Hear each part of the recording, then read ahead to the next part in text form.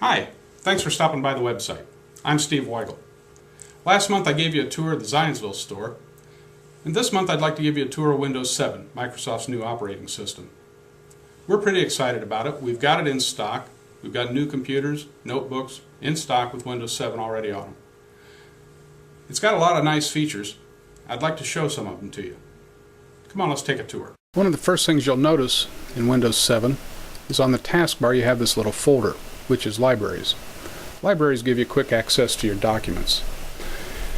You can add a new library if you've got a folder that you use all the time, so that you can access it quickly from the taskbar. I'm going to add my software library here. It's simply a folder on one of my drives.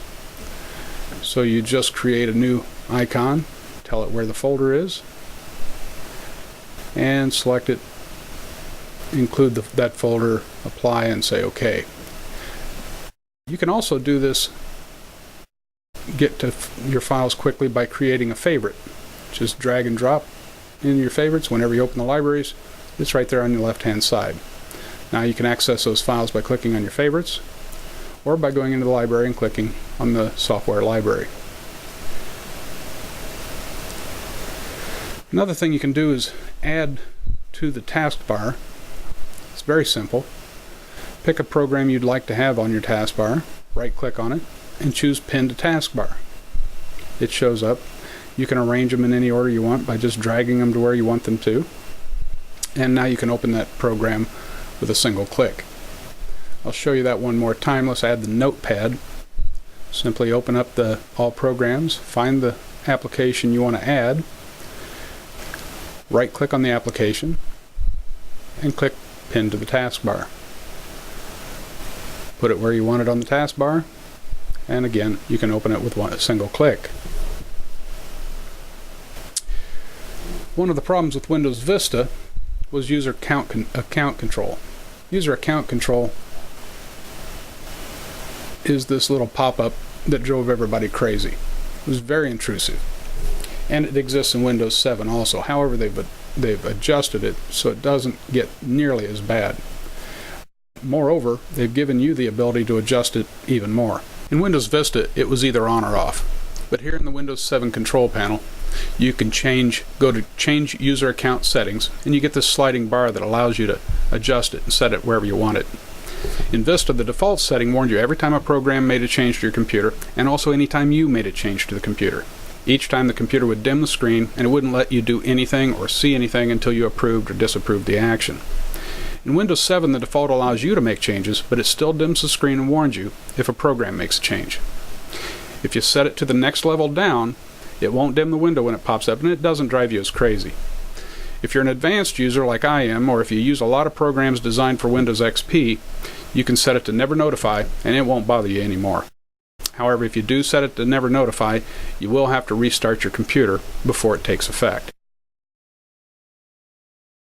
Some of the features that you will also enjoy with Windows 7, for example, the sidebar.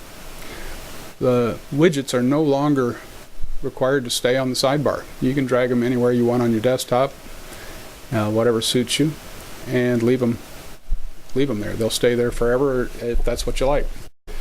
Or you can put them back on the sidebar. It's completely up to you. Additionally, the arrow interface on Windows 7 is more advanced. As you see, you can hold your mouse over the icon on the taskbar. It'll show you the windows that are open. But better than that, you can hold the mouse over each of the windows and it'll give you a full-size image of what's going on there.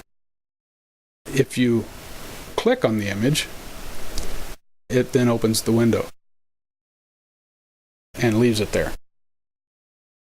There's a couple of nice features that they've added.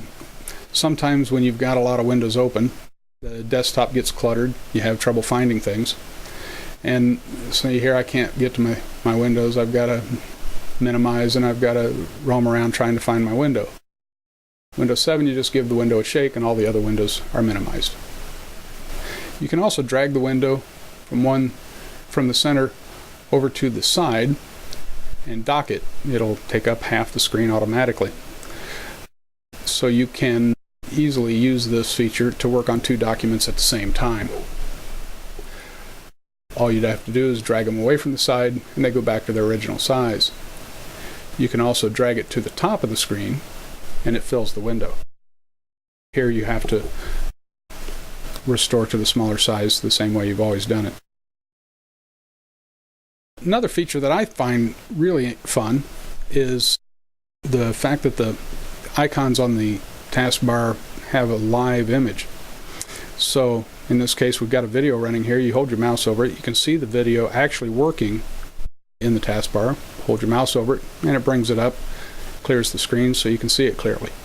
If you click on the image, it becomes the predominant window on the desk and the other windows reappear.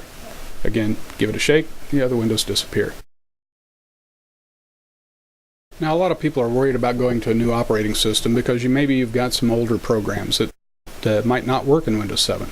I've got a program that doesn't work in Windows 7. For that feature, they give you XP mode. XP mode is a free upgrade that you can add to Windows 7 Pro or Ultimate, which is one of the reasons why we recommend Windows 7 Pro, because there's absolutely no reason to have a Windows XP computer anymore. Simply open a Windows XP mode window and you've got a fully operational copy of Windows XP running. You can run your program with no issues. It'll run exactly like it did on your own computer.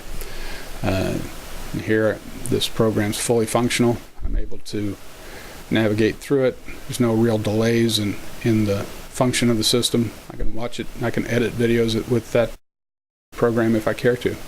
I can take the window to full screen, and now I've basically got a Windows XP computer. It's a pretty nice feature. It doesn't cost any more if you're running Windows 7 Pro or Windows 7 Ultimate. When you close that window, it actually hibernates the operating system, and that leaves it exactly where it was when you stop. This concludes the tour of Windows 7 Pro. I hope you enjoyed it.